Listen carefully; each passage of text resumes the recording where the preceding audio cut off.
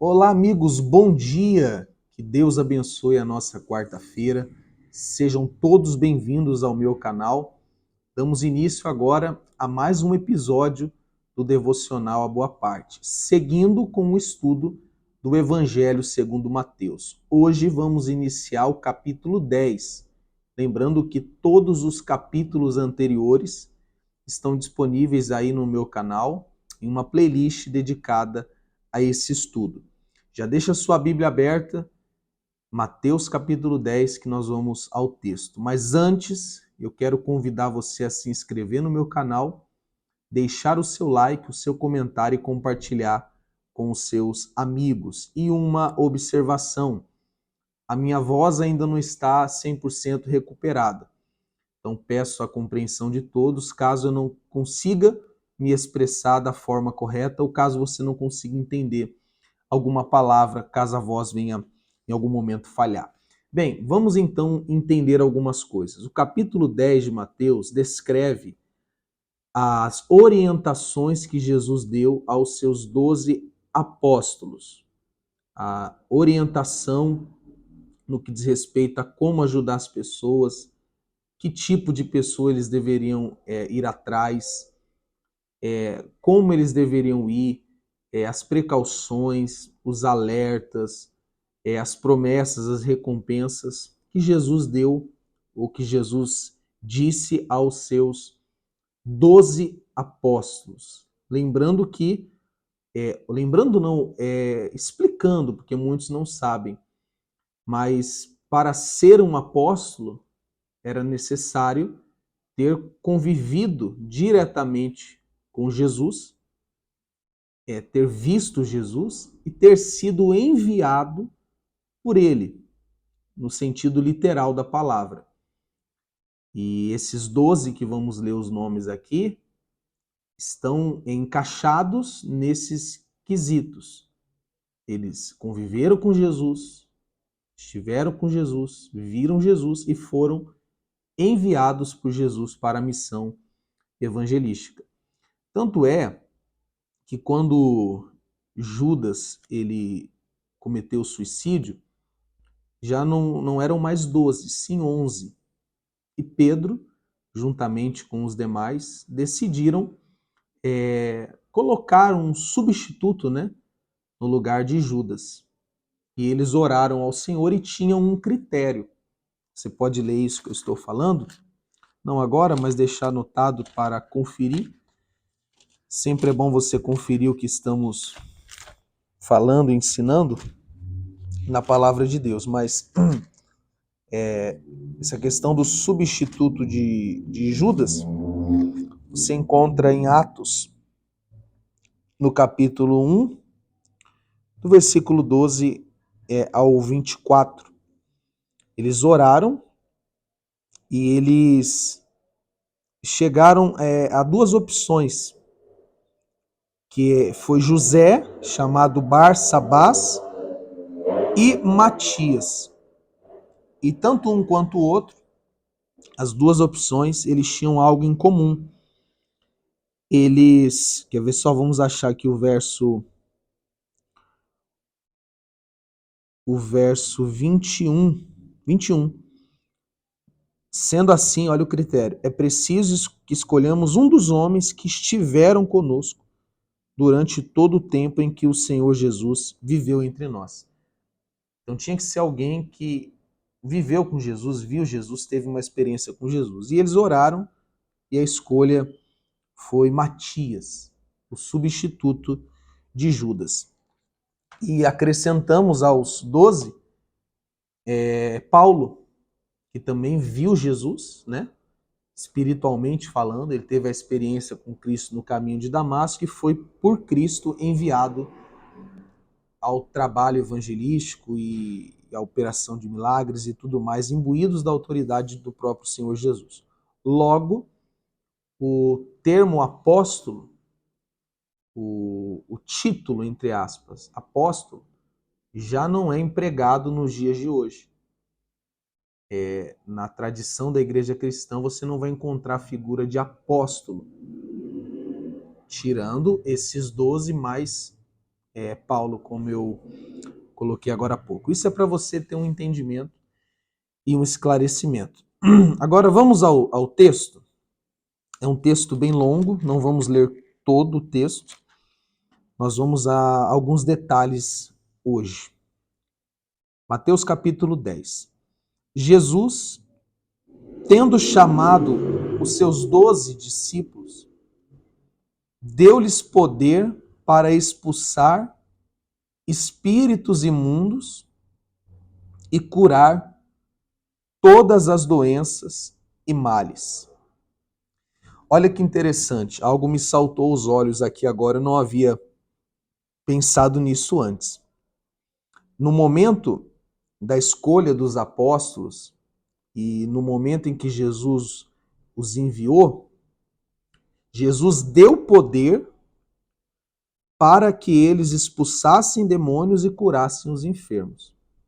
Porém, lá no Pentecostes é que eles receberam poder para serem testemunhas de Cristo, por meio da descida do Espírito Santo. Testemunhas de Cristo são aqueles que, se preciso for, pagam com a própria vida, mas não negam a sua fé. Que foi o caso dos mártires, Estevão e todos os demais que morreram por amor a Cristo e se mantiveram fiéis. Não negaram a Cristo.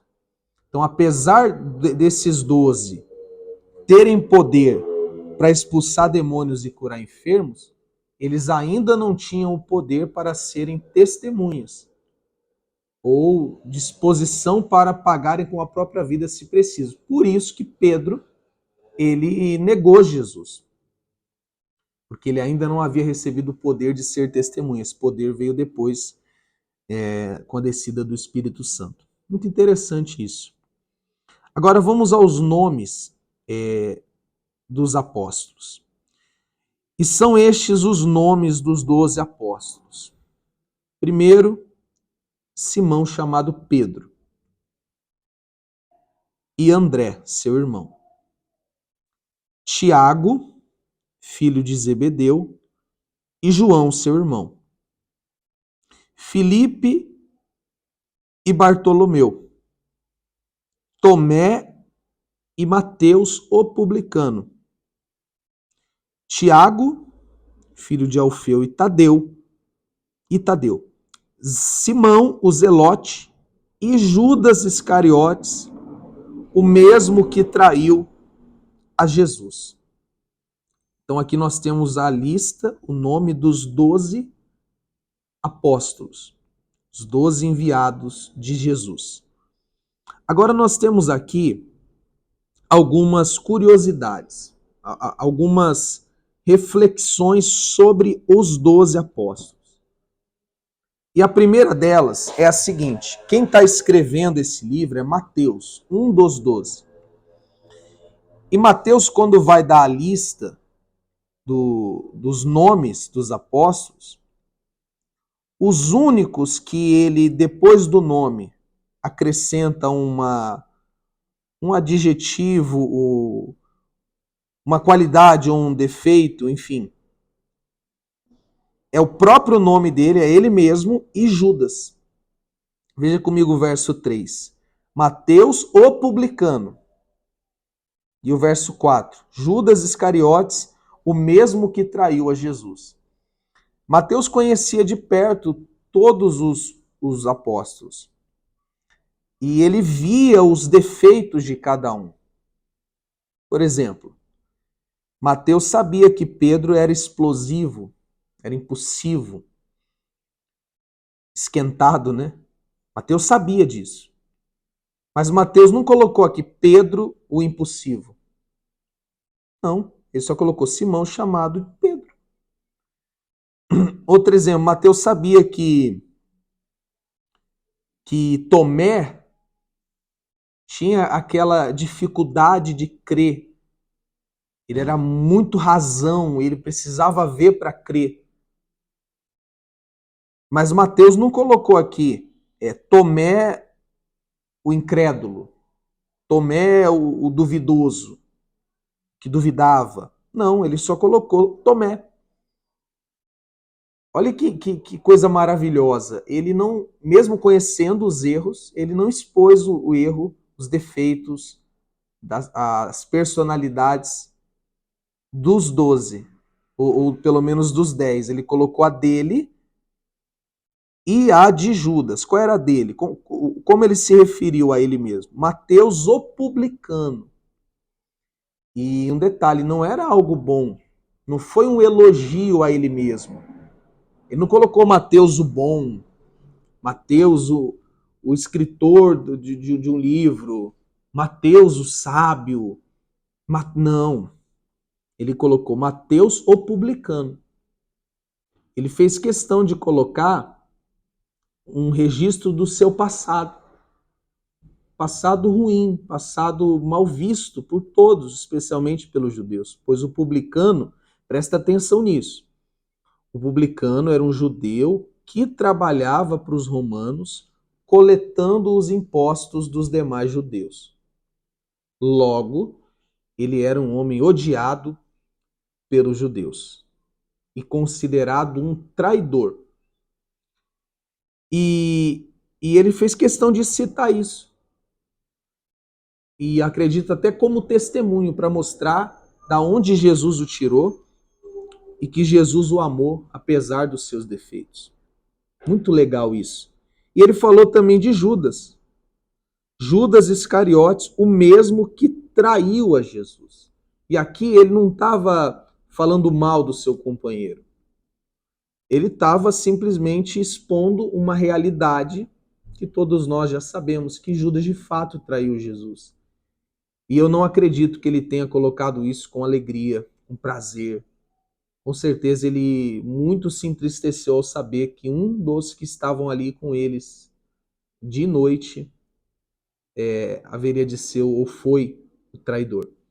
Mas ele registrou porque já havia sido também profetizado de que um iria traí-lo. Então ele fez essa observação. Judas Iscariotes, o mesmo que traiu a Jesus. Então esse é o primeiro detalhe dos 12, que Mateus não falou do defeito de ninguém, apenas do próprio, defeito assim, né, do passado, e também do fato que aconteceu, que Judas foi quem traiu a Jesus. Agora tem um outro detalhe lindo, maravilhoso, aqui nesses versículos. Que são dois, que eu quero falar de dois aqui. Mateus, de novo, e eu quero falar também de Simão o Zelote. Veja aí o verso 4, o primeiro que aparece, Simão o Zelote. Então o 3 fala Mateus o publicano e o 4, o Simão o Zelote. Os Zelotes eram um grupo de judeus que não aceitavam o domínio de Roma sobre eles e resistiam a Roma com base por meio da espada, da luta, da guerra. Eles não aceitavam e eles viviam armando, planejando ataques contra os romanos para tentar tirar o domínio tirano dos romanos de sobre o povo judeu. A história diz que muitos andavam até armados e em grupos, em comboios, eles davam início até a certas revoluções e matavam romanos assim, de surpresa. Era um grupo de resistência contra Roma. E Mateus era um homem que trabalhava para os romanos outrora. Então, numa visão natural humana, era impossível a comunhão entre um zelote e um publicano. Porque o zelote odiava os romanos, lutava contra os romanos. E o publicano trabalhava para os romanos. Então, a convivência dos dois já é um grande milagre da parte de Jesus. Afinal de contas, Jesus fez com que um publicano e um zelote comessem juntos, andassem juntos e amassem um ao outro como irmãos. Aqueles que outrora eram inimigos, agora se tornaram irmãos em Cristo. Glória a Deus. O milagre da comunhão é um dos mais fortes e poderosos e só Jesus pode fazer na maioria dos casos. Pessoas que antes eram inimigas, hoje são irmãs em Cristo. Só Deus pode fazer esse milagre. E assim nós concluímos o episódio de hoje. Foram apenas 4 versículos, mas eu tenho certeza que teve muito aprendizado. Eu tenho certeza que teve muitas reflexões, muitos ensinos, pela misericórdia de Deus. E amanhã nós vamos dar continuidade e vamos ver as recomendações que Jesus deu aos seus apóstolos, aos 12 que ele havia escolhido e enviado. Tá bem? Vamos então orar, falar com Deus, buscar a sua força e a sua misericórdia. Senhor Deus e Pai, graças te damos pela tua palavra que a nós foi revelada. A verdade é que para que eu e esta pessoa que me assiste pudéssemos ter contato com a Bíblia, com os livros sagrados, muitas pessoas morreram. Muitas pessoas pagaram com a própria vida. Muitas pessoas deixaram tudo para anunciar o Evangelho. E o caminho, Senhor, o caminho pelo qual o Evangelho chegou a nós foi um caminho de sangue, de dor. Te louvamos por isso, Pai, pela vida de cada um deles, que o Senhor encorajou, que o Senhor enviou. Te louvamos pela vida daqueles que pagaram com a própria vida para que hoje tivéssemos acesso a esta palavra. Obrigado, Pai. Que sejamos nós imbuídos desse mesmo espírito, de que, se for necessário, venhamos pagar com a nossa própria vida. Pois o Senhor não nos deu poder apenas para curar e libertar, mas com a descida do Teu Espírito sobre nós, Senhor, o Senhor nos deu poder para ser testemunhas, se preciso, mártires. Então vem, Senhor, reveste-nos desse poder e enche-nos do Teu Espírito. Que o Senhor nos dê, Pai, o mesmo temor que havia em Mateus, na hora de falar dos seus amigos, pois conhecendo o defeito de cada um deles e o passado de cada um deles, ele deu ênfase apenas no seu próprio erro e passado, como também ao fato que aconteceu com Judas. Dai-nos esse temor, esse amor. Vem, Pai, e que o milagre da comunhão aconteça dentro das nossas igrejas. Temos pessoas que outrora poderiam ser inimigas, mas que hoje, por meio deste milagre de comunhão que o Senhor opera, são amigas e irmãs em Cristo. Que haja essa comunhão entre nós. Abençoe esse dia e abençoe a todos que nos acompanham para a tua honra e glória. Amém e graças a Deus. Ficamos por aqui, Deus os abençoe e até amanhã.